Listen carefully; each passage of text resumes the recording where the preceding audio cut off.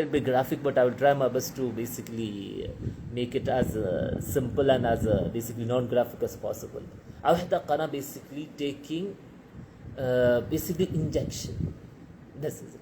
Now, of course, injection, as you guys know, basically injection could be taken from the shoulder. Basically, you would be given injection on the shoulder, or other than that, basically mainly the injection would be taken from the backside. Allah musta'an. May Allah honor us. Akramakumullah.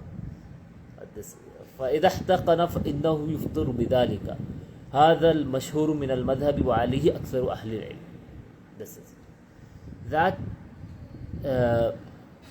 basically Shaykh al-Islam Ibn Taymiyyah rahimahullah, he says that like Shaykh al-Islam Ibn Taymiyyah rahimahullah says لا فطر في الحقنة لأنه لا يطلق عليه اسم الأكل والشرب لا لغة ولا عرفا.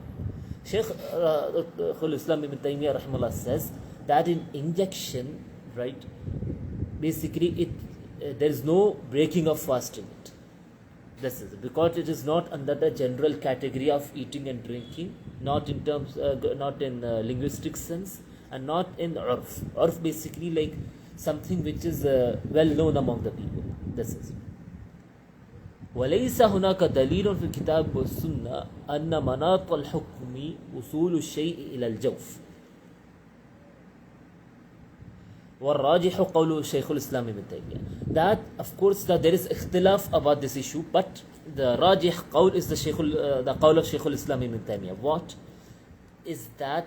Like that you taking injections doesn't break your fast, as per the qawl of Shaykh al-Islam ibn Taymiyyah, because in the Quran and the Sunnah we don't have a dalil that other than anything which basically other than, like you inject or you enter anything in your body other than the jawf, that is right, other than the empty space in the mouth, other than that if you enter anything from like you enter the injection or anything else from any other place in the body, right, as per Shaykh al-Islam Ibn Taymiyyah, it doesn't break the fast.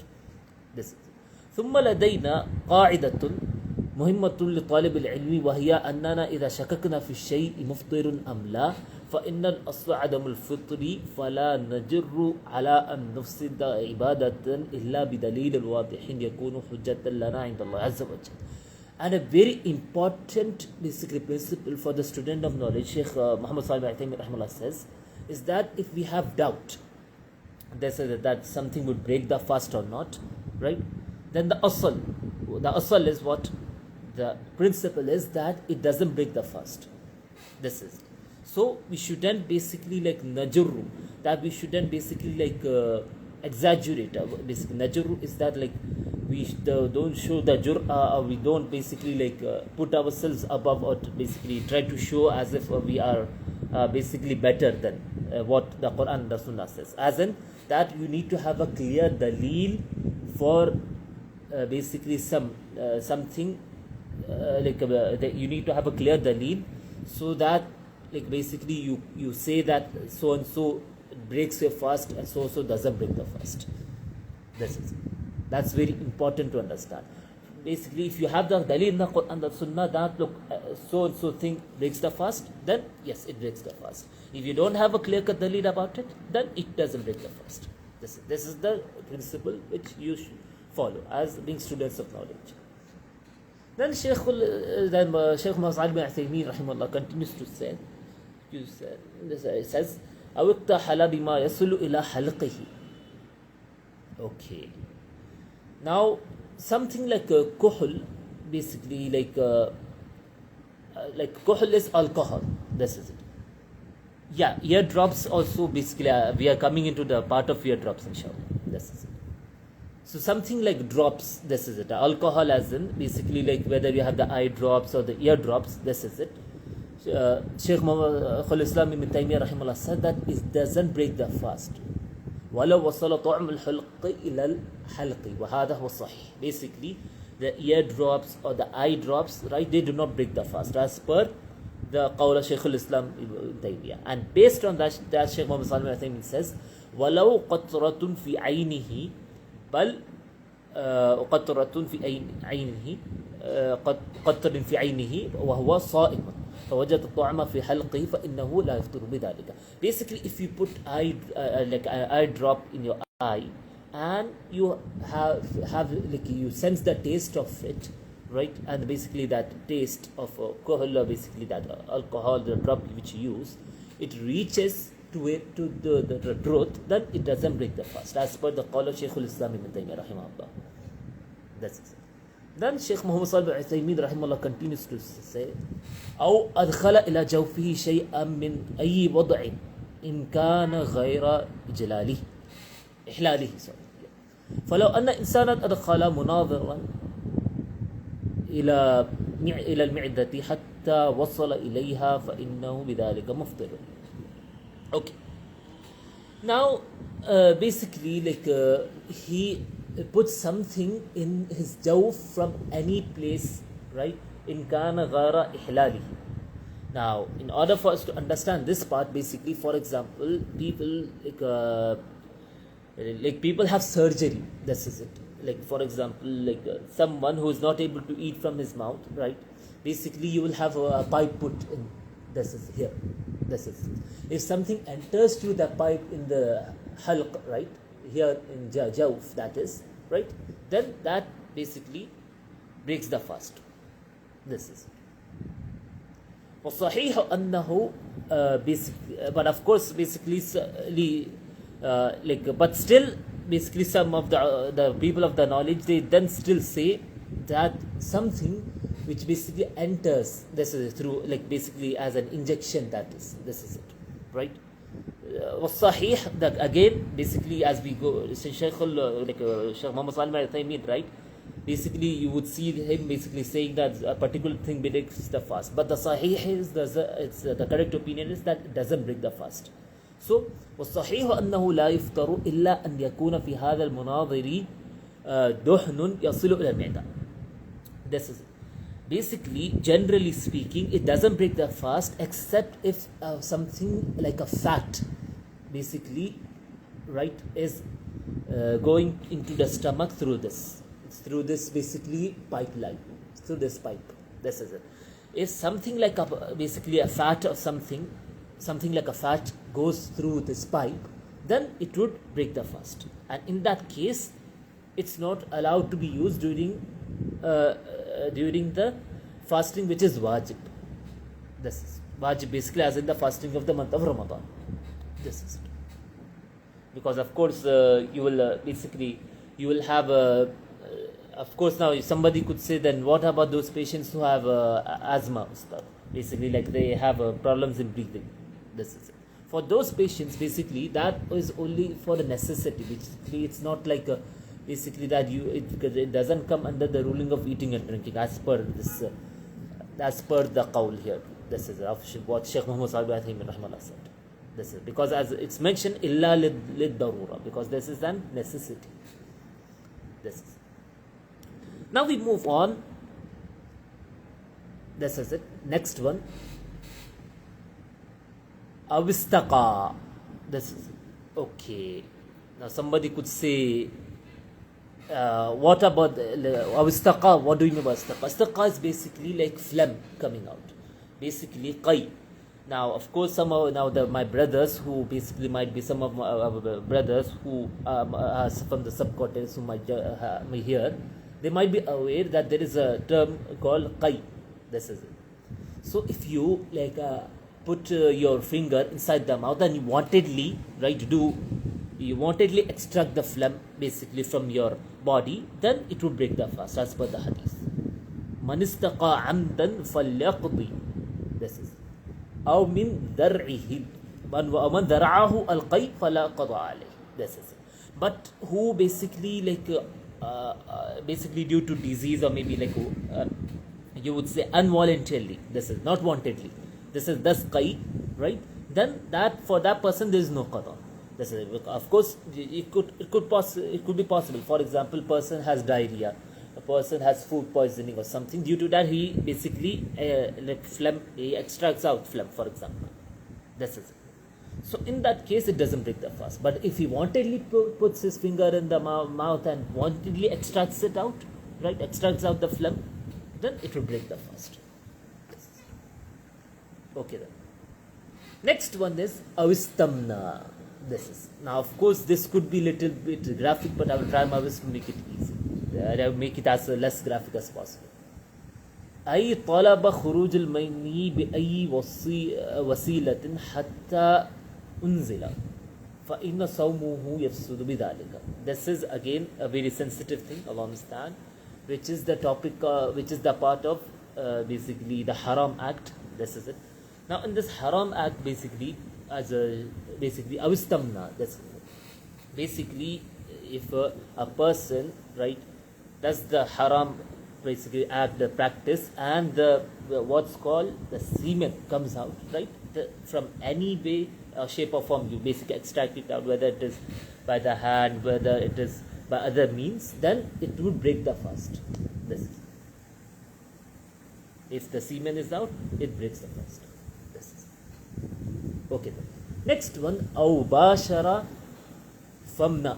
Now this one again, this part is again a long stand, I would say, again for the brothers who basically we are married. This is it. If you basically approach your wife, that is in any way, shape or form, this is it. Of course, now Shaykh Muhammad Salih Uthaymeen basically clearly says here, with hand, or kissing, with taqbeel, or will farj, or the private part, then it breaks the fast. This is it. Even if the semen is not out. This is it. Okay then. Next one, Wimra. Okay, now there is a difference between mani and madi. This is very important to understand. This is it. Mani is the clear-cut white sperm which we know, which is thick. This is it. On the other hand, madi, right, it is something which is like watery. This is it. And yellowish. This is it.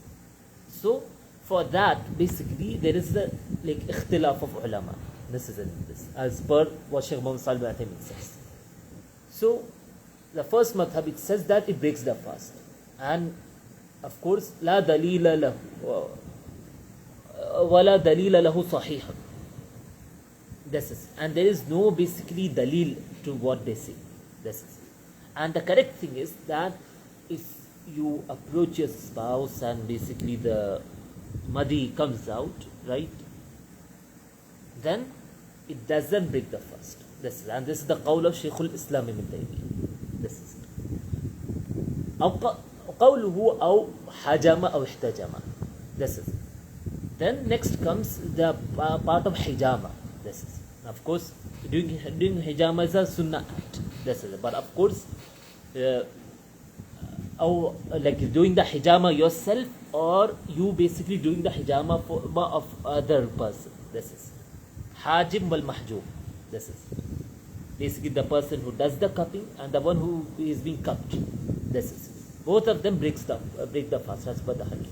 والدليل قول النبي صلى الله عليه وسلم أفطر الحاجم والمحجوم. This is, of course, some of the basically ulama, they have weakened it. This is the hadith, they have weakened it, but there is no basically like you would say there is no dalil for that. This, and some of the ulama have mentioned, have said that this hadith is sahih, like Imam Ibn Ahmad, Shaykh al-Islam ibn Taymiyyah rahimahullah, and others from the Huffaz. This is. وعلى هذا يكون الحديث حجة. So based on that, this hadith أفطر الحاجب والمحجوم is حجة, proof.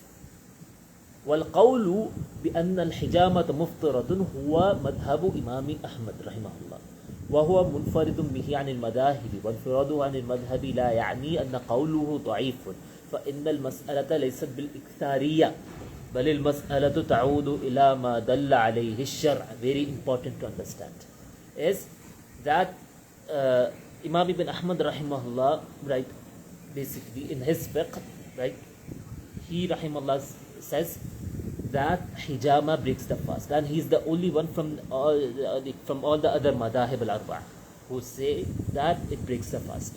And it's very important, just because he is the only one who says that it breaks the fast doesn't mean that his qawl is weak, because the issue is not with the majority. This is, and in the Quran also Allah says, وَإِن تُطِعْ أَكْثَرَ مَنْ فِي الْأَرْضِ يُضِلُّوكَ عَنْ سَبِيلِ اللَّهِ. But the issue is, who returns, بل المسألة تعود إلى ما دل عليه الشرع. Very important. But the issue is that this basically qawl, right? It's based on what? Based on the hadith. This is based on what Sharia gives the dalil. This is based on dalil, not based on majority. This is okay. Moving on. قوله عامدا ذاكرا. This is it. And of course, Allah Ta'ala will tukna wa la hawla wa la quwwata illa billah. This reminds me of that basically very famous video which basically keeps on repeating every year. Allah Ta'ala. This is it, that basically like one guy asks this particular guy, a sheikh, quote unquote sheikh, that is, that like if I eat basically sheikhana, if I eat so much basically amount of shawarma and this much liter of water, does that break the fast? And I did basically, and it dropped on me and I didn't want to eat it and so on and so forth. Allah Ta'ala. So for that again, this issue will be very clear. This is it. Amidan dhakir. That the Mu'allif Rahimahullah, he said that there are two conditions. This is Amidan, wantedly. وضده غير العامد. The opposite of it is unwantedly. أن يكون ذاكرا ضده الناسي. And the person remembers. And the opposite of it is the person who forgot. So basically, the mas'ala which is here, لو أكل أو شرب ناسيا ثم ذكر إنه صائم واللقمة في فمه هل يلزم أن يلفظها. This is very important. Is that if a person eats and drinks basically out of forgetfulness and he remembers that, look, yeah, I'm fasting. So this basically morsel in his mouth which he is having, right, should he basically spit it out or not? So Shaykh Rahimahullah says, yes, he must spit it out. This is okay. Then Shaykh Rahimahullah says, أو مكرها. That's it. Mukrahan, basically forced.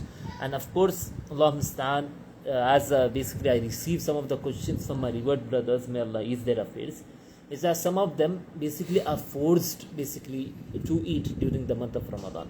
This is by their parents, by their family, by sometimes even by authorities sometimes. Allah Musta'an. This is it. So, someone who is forced, this is it. Right? Someone who is forced to eat and drink, then that person also, right, فَإِنَّهُ لَا يُفْطِرُ. Then for that person also, his fast won't it won't break. This is it. Because the shart, the condition is that person does it breaks the fast wantedly. This is it. Okay. Then comes the part of awihtalama.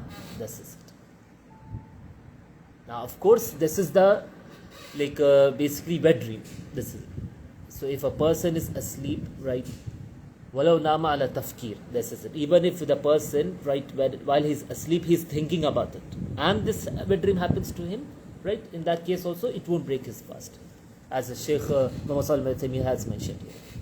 This is it. لأن النائم غير قاصد. Very important, because the person who is sleeping, right, he is غير قاصد. He is not basically someone who basically does this act wantedly. Next, أو أصبح فيه طعم فيلفظه. Sometimes what happens is that basically أو لا يفسد صيامه فإنه لا يبلع طعاما بعد طلوع الفجر.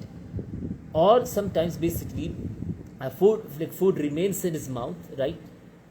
So he spits it.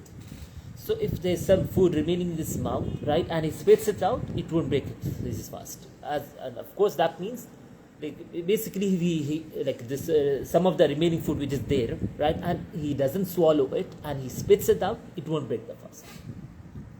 Then of course couple of final things left here. Awightasala. This is it. Aghtasala basically is basically some of the water, basically when person is having a shower, some of the water, basically water of the shower, basically enters into his throat. That also doesn't break the fast. Basically, for example, due to heat, due to basically you keeping yourself clean, you have a shower. So having a shower is not a problem. Now, when you're showering, some of the water, if it enters the mouth, right, and even if it reaches to the throat during this showering process, that when you're showering, right, it doesn't break the fast. Then أو تمضمضة. This is it. Very important is that when the person does madmada, this is madmada is basically like would you say is like gargling the water. This is when you gargle the water, right? And when during gargling, if it reaches your throat, this is it. If you do, so swallowing micro pieces left of suhood, if you wantedly swallow it, it would break the fast. But if it just basically you swallow it basically like like out of your like unintentionally, then it won't break the fast. This is. So even when you gargle the water, right, and if it reaches to the throat, and of course in this case it doesn't break the fast because you didn't wantedly put water inside your throat in this case as well.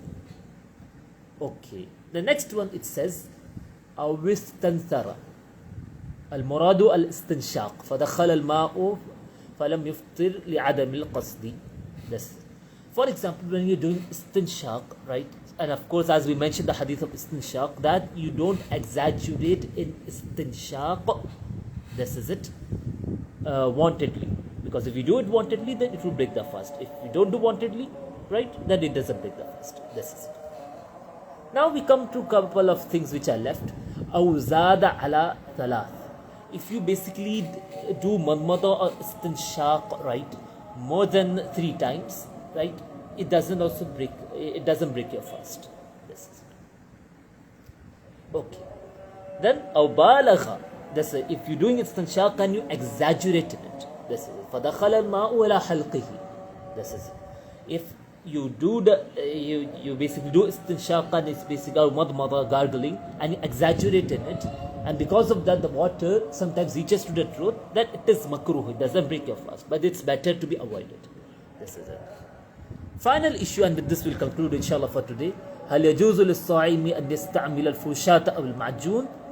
Is it allowed for the person who is fasting to use a toothbrush or the basically toothpaste, basically brush your teeth? Yes, it is allowed, but it's better, this is it, that you don't do so.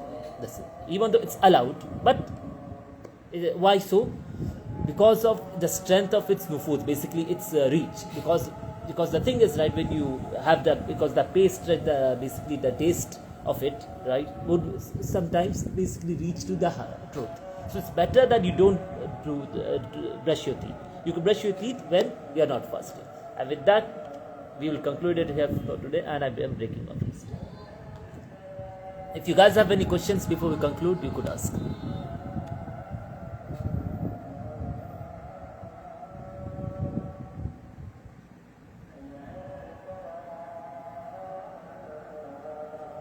Any questions, Ikhwan?